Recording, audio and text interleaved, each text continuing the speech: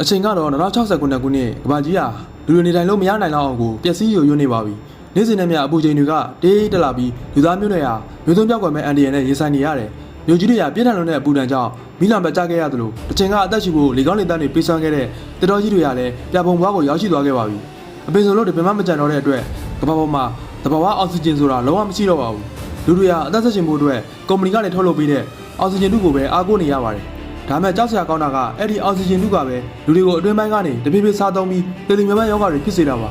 လူသားတွေရပျက်စီးခြင်းရဲ့နှကမ်းဝါးကိုရောက်နေပါပြီဒါမဲ့ဒီလိုသေဆုံးနေတဲ့ကဘာကြီးမှာနောက်ဆုံးမြို့တော်လေးတစ်ခုတော့မကြန့်ချိနေသေးတယ်မျော်လင့်ချက်မဲ့နေတဲ့ဒုက္ခတွေတွေကဒီမြို့လေးကိုသူတို့ရဲ့နောက်ဆုံးခုံလုံရာအဖြစ်ယုံကြည်ပြီးအလုံးရင်းနဲ့ဝင်ရောက်လာကြပါတယ်ဒီမြို့လေးထဲမှာအီတန်ဝိုက်လို့ခေါ်တဲ့လူငယ်လေးတစ်ယောက်ရှိပါတယ်အီတန်ကတိတ်ပံပင်စားခြင်းလည်းမဟုတ်သလိုစစ်သားလည်းမဟုတ်ပါဘူးသူကတာမန်လျှက်စစ်လို့သမားတစ်ယောက်ပါဒါပေမဲ့သူထမ်းပိုးထားရတဲ့တာဝန်ကတော့အရန်ကိုကြီးမားလာပါတယ်မြို့တစ်ခုလုံးကိုလျှက်စစ်မီးနဲ့အောက်ဆီဂျင်တုထောက်ပံ့ပေးနေတဲ့နျူကလ িয়ার တပေါင်းပုံကြီးကိုပုံမှန်လုံးအောင်သူကထိန်းသိမ်းပေးနေရတာပါသူသာတစ်ချိန်လောက်အမှားလုံးမိရင်မြို့တစ်ခုလုံးပျက်စီးသွားမှာပါညတိုင်းမှာသူဟာနေအောင်ကြီးရသေစေလောက်တဲ့ရောင်ကြီးအန်ဒီယန်ကနေကင်းဝေးအောင်မြေရောက်လိုက်အောင်နဲ့ကြီးတဲ့ကိုလှုပ်ဆင်းရပါတယ်အပေါ်တော့ကအိမ်မှာတော့သူ့ရဲ့ချစ်လက်ဆောင်သောဇနီးတဲ့ဇန်ဒီယာအောက်ဆီဂျင်တုရဲ့ဆိုးကျိုးကြောင့်သွေးတွေအန်ပြီးတဖြည်းဖြည်းတင်မင်းနဲ့ရင်ဆိုင်နေရချပါတယ်ဒီနေ့မှလည်းအီတန်တယောက်ပူပြင်းလာတဲ့လိုင်ကောင်ထဲမှာမြင်မာတဲ့ပိုအားတွေကိုအသက်ဆုပ်ပြီးပြင်ဆင်နေရတယ်အလုပ်ရှင်ပြီးလို့ပြန်ကန်ဒီမှာအသက်ကြီးကြီးအလုပ်သမားအဖိုးကြီးတယောက်ကမနေ့ပြန်သူအလုံးမစင်နိုင်တော့မဲ့အကြောင်းကြီးစက်ရင်မှုကိုလာပြောပါတယ်ကြီးစက်ရင်မှုကအေးဆက်ဆက်အတန်နဲ့ဒါဆိုသူ့နေရာဘယ်သူလုံးမလဲလို့မေးတဲ့အခါအီတန်ကကျွန်တော်လုံးဝပတ်စံသာပေးဆိုပြီးဝင်ပြောလိုက်တယ်ကြီးစက်ရင်မှုကလည်းတုံဆိုင်မနေပဲအဖိုးကြီးကိုလှုပ်ထက်လိုက်ပြီးအလုပ်တာဝန်တွေအကုန်လုံးအီတန်ကောင်းမှပေါ်ချလိုက်ပါတော့တယ်ပင်မနဲ့နေတဲ့အီတန်ဟာမြို့ထဲကိုချလာခဲ့တယ်လူတိုင်းကမျက်နှာမှာအောက်ဆီဂျင်ဘတ်တွေတတ်ထားကြရတယ်အဲ့ဒီအချိန်မှာအလုပ်ပြုတ်သွားတဲ့အဖိုးကြီးကအီတန်ကိုလာဖန်ဆွဲပြီးငါ့လုပ်လေးပြန်ပေးပါငါကလေးတွေနေမကောင်းလို့ပါဘလုံးမရှိရင်ငါတရားလိုက်မယ်လို့အသက်တန်တောင်းမှရှားတယ်ဒါမဲ့အီတန်ရဲ့အချင်းဆုံးတငယ်ချင်းကျက်ရောက်လာပြီးအီတန်ကိုကောက်ွယ်ပေးလိုက်ပါတယ်ရုတ်တရက်ဆိုလိုပဲလမ်းမပေါ်မှာလူတယောက်ဟာသူ့ကိုယ်သူမီးရှို့လိုက်ပြီးနောက်လာမဲ့မျိုးဆက်တွေအတွက်အောက်ဆီဂျင်ကိုချွေတာကြလို့အော်ဟစ်ရင်တည်ဆုံးသွားတာကိုအားလုံးကထိတ်လန့်ကြမြင်လိုက်ရတယ်နောက်နေ့သတင်းတွေမှာလည်းအသက်ကွက်တဲ့သတင်းတစ်ခုကြေညာနေပါတယ်အဲ့ဒါကတော့ဘာပေါ်မှာနောက်ဆုံးကြံခဲ့တဲ့တစ်ပင်လေးတည်ဆုံးသွားတာနှစ်ပတ်လည်နေရောက်ပြီဆိုတဲ့သတင်းမှာအင်ပင်ရောက်တော့အီတန်ဟာသူ့ဇနီးဇန်တီနဲ့အချိန်လေးပြောဖို့ကြိုးစားပါတယ်ဇန်တီကသူမရဲ့အောက်ဆီဂျင်ခမောက်ပေါ်မှာဆွဲထားတဲ့ပကြီးကားလေးကိုပြနေတော့ရုတ်တရက်အပြင်းထန်ချောင်းဆိုပြီးခမောက်ထဲမှာသွေးတွေအန်ချလိုက်ပါတော့တယ်နှစ်ပေါင်းများစွာအောက်ဆီဂျင်တုကိုချူချခဲ့ရတဲ့တန်ကြောင့်သူမရဲ့ခန္ဓာကိုယ်အတွင်းပိုင်းတွေပျက်စီးနေပါပြီဒါကိုကြည့်ပြီးအီတန်ရဲ့နှလုံးတွေထဲမှာကြောက်ရွံ့မှုတွေပြည့်နေသွားခဲ့ပါတယ်နောက်နေ့အလောက်ခွင်ထဲမှာအီတန်စီကိုလုံခြုံရေးတွေရောက်လာပြီးအတင်းခေါ်သွားဖို့လုပ်ပါတယ်တန်ခါကြီးပြည်သူချက်ကငါမှပဲသူဘယ်မှမသွားရဘူးဆိုပြီးဝန်ထားတဲ့အတွက်သူတို့နှစ်ယောက်လုံးကိုခေါ်သွားကြတယ်သူတို့ရောက်သွားတာကတော့ကဘာကြီးတစ်ခုလုံးကိုအောက်ဆီဂျင်တုထောက်ပံ့ပေးနေတဲ့ခရိုနိုကွတ်ကုမ္ပဏီရဲ့ရုံးချုပ်ကြီးစီကိုပါသူတို့ကုမ္ပဏီရဲ့အကြီးအကဲ CEO ဖြစ်သူရီဂျနာစီခေါ်သွားပါတယ်ရီဂျနာကအီတန်ကိုတွေ့ချင်းမမရောအချိန်နေဘယ်လိုရှိလဲလို့မေးလိုက်တယ်တနင်္လာနေ့ကတော့ပြုစုနေတာပဲလို့အီတန်ကဖြေပါတယ်ရီဂျနာကဆက်ပြီးလူတွေကအောက်ဆီဂျင်တုကြောင့်တင်နေကြပြီကြမ်းဆက်သွားရင်လူသားမျိုးနွယ်ဆိုတာပျောက်ကွယ်သွားတော့မယ်ဒါပေမဲ့မျောလင်းချက်လေးတစ်ခုတော့ကြံသေးတယ်အဲ့ဒီမျောလင်းချက်ကမဲအီတန်လို့ပြောလိုက်တယ်အီတန်ကတယောက်ရက်လေတန်နဲ့ကျွန်တော်ကတာမန်လို့သမားတစ်ယောက်ပါမများလို့တွေ့ဗာများလုပ်ပေးနိုင်မှာမဟုတ်လို့လဲလို့ပြန်မေးလိုက်တယ်အဲ့ဒီခါရီဂျနာကသူတို့ကိုလုံခြုံရေးအထက်မြင့်တဲ့ဓာတ်ခွဲခန်းတစ်ခုစီခေါ်သွားပါတယ်အခန်းလေကောင်မှာအေယာမဆက်ကြီးတစ်လုံးရှိနေတယ်အဲ့ဒါကတော့အချိန်ကြီးသွားဆက်ကြီးပါဒီဆက်ကြီးကိုအီတန်ရဲ့ဖခင်ဖြစ်သူကိုတိုင်အနည်း20အချိန်ယူပြီးတိစောက်ခဲ့တာလို့ရီဂျနာကရှင်းပြပါတယ်သူတို့ကဒီဆက်ကြီးကိုသုံးပြီးအနာဂတ်စီကိုရေဒီယိုလိုင်းတစ်ခုပို့လုပ်ခဲ့တယ်အောင်းစရာကောင်းတာကအဲ့ဒီလိုင်းပြန်ရောက်လာတဲ့အခါအထက်မှာနှစ်ပေါင်း400ကျော်အကွာအနာဂတ်ကနေပို့လိုက်တဲ့မှားစကားထုပါလာခဲ့တယ်သိပ္ပံပညာရှင်ကစက်ခွင်ပေါ်မှာအဲ့ဒီစာကိုပြလိုက်တဲ့အခါအီတန်လုံးဝအံ့ဩမိတဲ့သွားတယ်စာသားက3လုံးထဲပါစက်အီတန်ဝိုက်ကိုလွတ်လိုက်ပါတဲ့ရီဂျနာကဒီစာကိုပို့တဲ့သူတွေဟာယောဂအတွက်အခုသားသေးကိုတွေ့သွားလို့မင်းကိုနာမည်တက်ပြီးခေါ်နေတာဒါကဘာကြီးကိုရောမင်းမကိုပါကဲတင်နိုင်မဲ့တခုတည်းသောခွင့်ရေးပဲလို့ပြောပြပါတယ်ဒါပေမဲ့ပြဿနာကဒီချိန်ဆက်ကြီးကိုတစ်ခါမောင်းနေဖို့မျိုးတစ်ခုလုံးမှာရှိတဲ့နျူကလ িয়ার တပေါင်းဖို့ကစွမ်းရည်တွေအကုန်သုံးရမှာမို့လို့လူတစ်ယောက်ပဲသွားခွင့်ရှိတယ်ပြီးတော့အနာဂတ်ကိုသွားလို့ရပေမဲ့လက်ရှိအချိန်ကိုပြန်ခေါ်လို့မရနိုင်တော့ပါဘူးအဲ့ဒီတော့အီတန်ဟာသူမိမကိုကယ်ဖို့အတွက်တတန်လုံးပြန်မလာရတော့မဲ့ခရီးကိုသွားရမှာပါအီတန်တရားသူ့တကယ်ချင်းချက်နဲ့ကွန်ပျူတာမှာထိုင်ရင်းအမိမကိုထားပြီးမသွားနိုင်ဘူးလို့မနဲ့စွာနဲ့ပြောပါတယ်ဂျက်ကမင်းဖေကဒီလူတွေကိုယုံကြည်ခဲ့တာပဲစဉ်းစားကြည့်ပါအောင်လို့ပြောလိုက်တဲ့အခါအီတန်ဒေါသပေါက်ကွဲသွားတယ်ငါဖေကယူလူလိမ့်မဲငါအသက်7နှစ်ရွယ်ပါငါတို့ကိုထားပြီးကိုယ့်ကိုတတ်သိသွားခဲ့တာမင်းကငါ့ကိုရောငါဖေလိုမျိုးနေမကောင်းတဲ့မိန်းမကိုထားခဲ့စေချင်တာလားလို့အော်ဟစ်လိုက်တယ်ဇလန်ကအီတန်ရဲ့7နှစ်ရွယ်မိုးနေတုန်းကအတိတ်ကိုပြန်ရောက်သွားတယ်အဖေဖြစ်သူကသူ့ကိုမင်းကကြီးမြတ်တဲ့ຢာတွေလုပ်ဖို့မွေးဖွားလာတာလို့ပြောပြီးတစ်တားလေးတစ်လုံးဖွင့်ခိုင်းတယ်ဖွင့်လိုက်တာနဲ့အလဲရောက်တတုလက်ပတ်ကြီးတစ်ခုကအီတန်ရဲ့လက်ကောက်ဝက်မှာလာဆွတ်ပြီးတောက်ခတ်သွားတယ်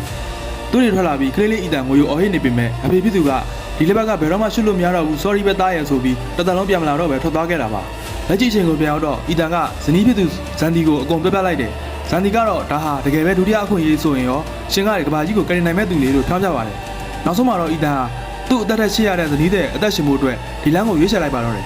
ဖမ်သားကင်ညာကအီတန်ဟာဇန်ဒီအနားမှာမင်းစီပြလာနိုင်မဲ့လမ်းကိုကိုရှာခဲ့မယ်ဆိုတဲ့စာတမ်းလေးရေးထားခဲ့တဲ့စံတိုးလေးတစ်ခုကိုခြံထားရေးခဲ့တယ်ပြီးတာနဲ့ခရိုနိုကရုံးချုပ်ကိုသွားပြီးရီဂျနာကိုကုသစီတစ်ဆက်လေးရရင်တော့ဒါဟာဇန်ဒီအတွက်ပဲဖြစ်ရမယ်လို့ကတိတောင်းခဲ့ပါတယ်ကုမ္ပဏီကသူ့ကိုအချိန်ကြီးသွားဝတ်စုံတဲ့အတူအချက်လက်တွေမှတ်တမ်းပေးပေမဲ့အာချီဆိုတဲ့ AR ဆက်လေးတစ်ခုကိုထည့်ပေးလိုက်ပါတယ်အီတန်ဆက်တန်းဝင်လိုက်တာနဲ့ AR မှာစွမ်းရည်တွေပေါက်ကွဲထွက်လာပြီးမျိုးတစ်ခုလုံးအမောင်ကျသွားတယ်အလင်းနှောင်းနေကြမှာလွတ်မြော်ရင်းအီတန်တယောက်အနာဂတ်စီကိုရောက်သွားပါတော့တယ်အီတန်တရရတဲ့အချိန်မှာတော့သူ့ဝတ်စုံကြီးမီးလောင်နေလို့အမြန်ချစ်ပစ်လိုက်ရတယ်သူရောက်နေတာကအနာဂတ်မြို့တော်ကြီးမဟုတ်ပဲလွန်ခဲ့တဲ့နှစ်တရာကျော်ကလို့ဆင်းလန်းဆိုပြနေတဲ့တောကြီးတစ်ခုထဲမှာပါ AR ဆက်လေးအာချီရဲ့လမ်းညွှန်မှုနဲ့86သွားတဲ့အခါအဝေးမှာအယိုးစုကြီးတစ်ခုကိုတွေ့လိုက်ရတယ်အယိုးစုရဲ့ဥက္ကမှာတနက်မှန်ထားတဲ့အပေါက်ရှိပြီးအဲ့ကြီးမှာရေးထားတဲ့နာမည်ကိုကြည့်လိုက်တော့အီတန်လုံးဝသွေးပြတ်သွားတယ်အဲ့ဒါကတခြားသူမဟုတ်ဘူးအီတန်ဝိုက်ဆိုတဲ့သူ့ကိုယ်ပိုင်နာမည်ကြီးဖြစ်နေလို့ပါပုံပြီးတကြသွားတာကအယိုးစုရဲ့လက်ကောက်ဝက်မှာသူငယ်ကလေးကဆွတ်ထားရတဲ့တတ်ထုလက်ပတ်ကြီးရှိနေတာပါပဲကွာချတာတကူကလက်ပတ်ကဆက်ရောက်လင်းနေတာပါအယိုးစုနာကကြက်တန်ခဲ့တဲ့အာချီဆက်လေးတဲ့အတန်ပံကိုဖွင့်ကြည့်လိုက်တော့လူနှစ်ယောက်စကားများနေပြီးတနက်တန်တစ်ခုကြားလိုက်ရတယ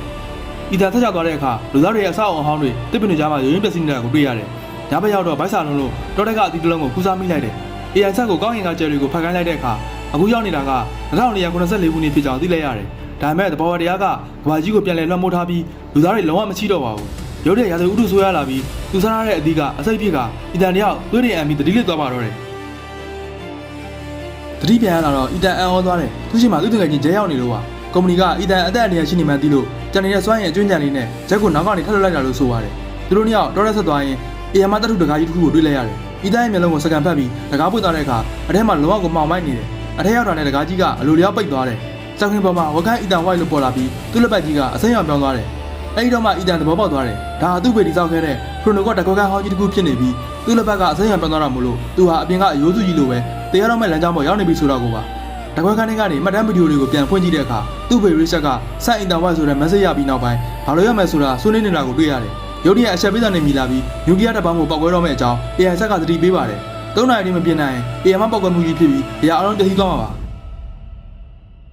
စက်ပင်မို့လိုအပ်တာတွေရှာရင်သူတို့နှစ်ယောက်မြို့အောင်ကြီးတွေရောက်သွားတယ်။အဆောက်အအုံတွေအကုန်လုံးတစ်ပင်တွေအောက်မှာမြုပ်နေပြီးလမ်းတွေပေါ်မှာရိုးစုတွေပြန်ကျဲနေတယ်။အဲဒီတော့မှအီတန်နားလည်သွားတယ်။တကယ်ဖြက်စီးသူတွေကလူသားတွေပဲ။လူသားတွေမရှိတော့တဲ့အချိန်ကျမှကဘာကြီးကသူ့ဘာသာသူပြန်လဲကူသွားခဲ့တာပါ။အီတန်ဟာသူ့ဇနီးဇန်လီသာတင်ခဲ့တဲ့ကြောင်လီတွေဝင်စားကြည့်တဲ့အခါအသက်ကွက်စရာကောင်းလောက်ဇန်ဒီရဲ့ရိုးစုတွေကိုတွေ့လိုက်ရတယ်။သူမရဲ့လက်ထဲမှာအီတန်ပေးခဲ့တဲ့စတိုးကလစ်လေးကိုကင်ထားပြီးကလေးလေးပေါ်မှာရှင့်ကိုပြန်လာစေရင်လည်းဆိုတော့စာလေးထိုက်ရထားတာကိုတွေ့လိုက်ရတယ်။အီတန်အရန်ကိုကြေခွဲသွားတယ်။ငါဒီကိုလာတာဘာမှမပြောင်းလဲသွားဘူး။ငါသူ့ကိုထားခဲ့ပြီးတေခါနဲ့သူလိုဖြစ်သွားပြီဆိုပြီးဝမ်းနဲ့ပန်းနဲ့ငိုကြည့်ပါတော့တယ်။ဒီချိန်မှာအီတန်ကအပြင်မှာတွေ့ရတဲ့သူရိုးစုကတံဖိုင်ကိုပြန်ဖွင့်ပြလိုက်တယ်။အဲ့ဒီတံဖိုင်ထဲမှာအီတန်နဲ့စကားများနေပြီးအီတန်ကိုတနက်နဲ့ပြသလိုက်တဲ့သူကတခြားသူမဟုတ်ဘူး။အခုသူ့ဘေးမှာရက်နေတဲ့ဂျက်ဖြစ်နေတာကိုတွေ့လိုက်ရပါတယ်။ဂျက်အရန်လန်သွားပြီးချက်ချင်းပဲတနက်ကိုထုတ်ကအီတန်ကိုချိန်လိုက်တယ်။နှစ်ယောက်သားစကားများကြပေမဲ့အချိန်မရှိတော့လို့တပေါင်းမို့ကိုအရင်သွားပြင်ကြပါတယ်။တပေါင်းမို့ပြင်နေတော့အီတန်အထက်မှာပက်မိသွားတယ်။ဂျက်ကအမှန်ကိုခွဲပြီးအီတန်ကိုကယ်ရိုလက်နဲ့ပြင်မဲ့အီတန်ကတော့ဒါတွေအားလုံးဟာပြောင်းလဲလို့မရတဲ့ကံကြမ္မာကြီးတစ်ခုလို့သဘောပေါက်သွားတယ်။သူတို့ဘာပဲလို့နောက်ဆုံးမှဂျက်ကသူ့ကိုတနက်နဲ့ပြင်မယ်။သူကအပြင်ကဆက်ကြံကြီးမှာအယိုးစုပြင်မယ်ဆိုတော့ကိုပါအဖေရှာဖို့အတွက်အီတန်ကအဖေဖြစ်သူချန်နာခဲ့တဲ့နောက်ဆုံးဗီဒီယိုဖိုင်ကိုဖွင့်ကြည့်လိုက်ပါတယ်။အဲ့ဒီဗီဒီယိုထဲမှာအဖေဖြစ်သူရစ်ချက်ကကားလေးအတွက်ပိုကောင်းတဲ့နာဂတ်ကိုပေးခြင်းလို့ဒီဆက်ကိုတီထွင်ခဲ့တာလို့ပြောထားတယ်။တကယ်အမှန်တရားကရီဂျနာဟာကဘာကြီးကိုကယ်တင်ချင်တာမဟုတ်ပါဘူး။သူမရဲ့အစီအစဉ်ကရစ်ချက်ခံရတဲ့ချမ်းသာတဲ့လူသားတစ်ခုကိုပဲနာဂတ်စီထွက်ပြေးခွင့်ပေးဖို့ပါ။ရစ်ချက်ကဒါကိုလက်မခံပဲဆက်ကြီးကိုအီတန်ရဲ့ DNA နဲ့မှလုံးလုံးအောင်တောက်ခတ်ပစ်လိုက်တယ်။အဲ့ဒီခါရီဂျနာကရစ်ချက်ကိုရဲစတဲ့တနက်နဲ့ပစ်တတ်ခဲ့တာပါ။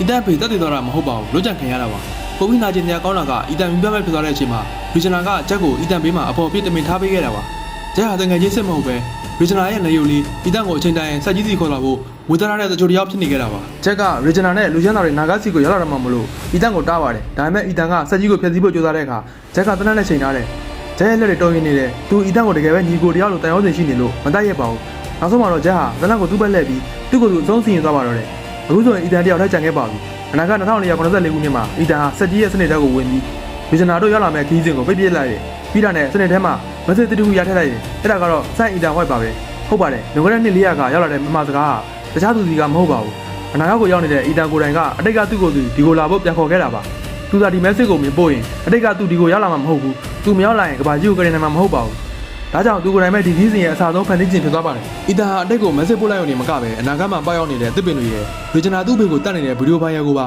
2069ခုနှစ်စီကိုပို့ပေးလိုက်ပါတယ်။ပြီးတာနဲ့အချိန်ကြီးသွားဆက်ကြီးကိုဘယ်သူမှထပ်သုံးလို့မရအောင်အပြီးတိုင်ဖျက်ဆီးပစ်လိုက်ပါတယ်2069ခုနှစ်မှာတော့ regional အပန်းခံလိုက်ရပြီးအီတန်ပို့လိုက်တဲ့ပင်တွေကြောင့်ကဘာကြီးဟာပြန်လည်ဆင်းလန်းဖို့ဒုတိယအခွင့်အရေးရောက်သွားပါတယ် ဇန်နီစီကိုလည်းအီတန်ပို့လိုက်တဲ့အနာဂတ်ကပန်းမွန်လေးတပွင့်ရောက်လာခဲ့လို့ဇန်နီတယောက်ဝါသာမြဲကြီးကြခဲ့ရပါတယ်1994ခုနှစ်မှာတော့အီတန်ဟာသူဆုံးချုံးလိုက်ရတဲ့ညီကိုဂျက်အတွက်အုပ်ကလေးတစ်ခုလုပ်ပေးပြီးသူ့အတွက်အဖို့တန်ဆုံးဖြစ်တဲ့ဇန်နီရဲ့စနိုးကလေးလေးကိုအုပ်ကပေါ်မှာတင်ပေးခဲ့ပါတယ်သူဇန်နီစီပြန်တော့ပြန်မသွားနိုင်တော့မှသိပေမဲ့ဇန်နီအသက်ရှင်နိုင်မဲ့ကဘာကြီးကိုသူဖန်တီးပေးနိုင်ခဲ့ပါပြီအီတန်ဟာသူရိုးသူရှိနေတဲ့ဆက်ကြလန်းစီပြေးသွားကြည့်တဲ့အခါရိုးသူကြီးပြောက်သွားတာကိုတွေ့လိုက်ရတယ်အနာဂတ်ကပြောင်းလဲသွားခဲ့ပါပြီမြို့တော်ကိုထွက်ကြည့်လိုက်တဲ့အခါမှာတော့အရင်လိုရိုးစုတွေအပြက်စီးတွေမဟုတ်တော့ပဲသဘာဝတရားနဲ့သာသနာဖြစ်အောင်နေထိုင်နေကြတဲ့တိုးတက်နေတဲ့လူသားမျိုးနွယ်သိကြီးကိုအအောင်ဖွယ်မြင်တွေ့လိုက်ရပါတယ်အီတန်ဟာအချိန်ဆက်ဝန်းကိုအောင်မြင်စွာရှုပ်ပြနိုင်ခဲ့ပြီးတမိုင်းတက်ကိုရေထုတ်နိုင်ခဲ့ပါပြီသူပထမဆုံးချိန်ဖြစ်လက်လိုက်လဲပြောရင်းဇလန်လေးပြီးဆုံးသွားပါတော့တယ်ပိတ်သက်တွေရောဒီဇလန်လေးကိုကြည့်ပြီးဘယ်လိုခံစားရလဲကိုချစ်တဲ့သူတွေကိုဘွားကိုစတေးပြီးနာဂတ်ကိုပြောင်းလဲပေးခဲ့တဲ့အီတန်ရဲ့အချစ်ကတော့တကယ်ကိုကြီးမားလွန်းလာပါတယ်ဒီလိုစိတ်ဝင်စားကြဇလန်ကောင်းလေးတွေကိုဆက်လက်တင်ဆက်ပေးသွားမှာမလို့ channel လေးကို subscribe လုပ်ပြီးအားပေးသွားကြပါဦးနော်အားလုံးကိုကျေးဇူးတင်ပါတယ်